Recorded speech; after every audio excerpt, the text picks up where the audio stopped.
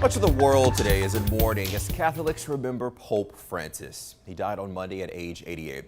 Today, a special memorial mass was held at Rio's iconic Church of the Rock to honor the late pontiff. Church bells rang as the faithful gathered to remember the first Latin American pope ahead of his funeral in St. Peter's Square. A similar sight in Kyiv, where a solemn service was held at St. Alexander's Cathedral.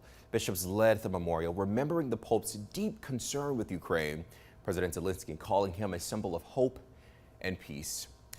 In the main services were at the Vatican this morning. Thousands filed into St. Peter's Square in the Basilica to pay their respects to Pope Francis. This is a live look inside of that Basilica, where there is a long line of people to view the body that will lie in state until Friday. Then on Saturday, the Vatican will host a scaled-down funeral. Tina Kraus reports from the Vatican.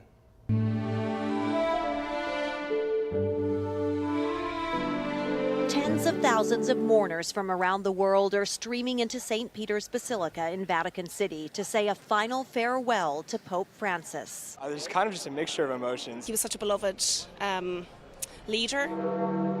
Bells tolled Wednesday as Francis's body was moved to the 16th century Catholic Church from his residence at Casa Santa Marta. How long did you wait to see the Pope? Like 2 hours or more. This family from Mexico had just landed in Rome for vacation Monday when they heard of the Pope's passing. He was a really nice person to everyone and a big inspiration. In a solemn procession, pallbearers carried Francis's simple wooden coffin through St. Peter's Square, the same journey he made on Easter Sunday, hours before he died. Unlike his predecessors, the body of Pope Francis is not elevated in St. Peter's Basilica behind me. Instead, it's facing the pews as close to the people as possible in death, just as he wanted it in life.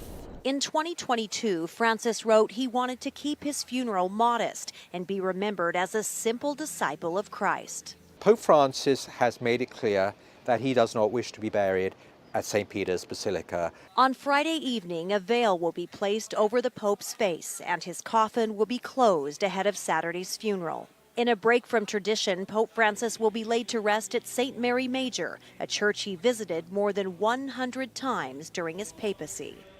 Catholic cardinals will be selecting a date for their papal conclave to select the next leader of the church. That's likely to begin in May.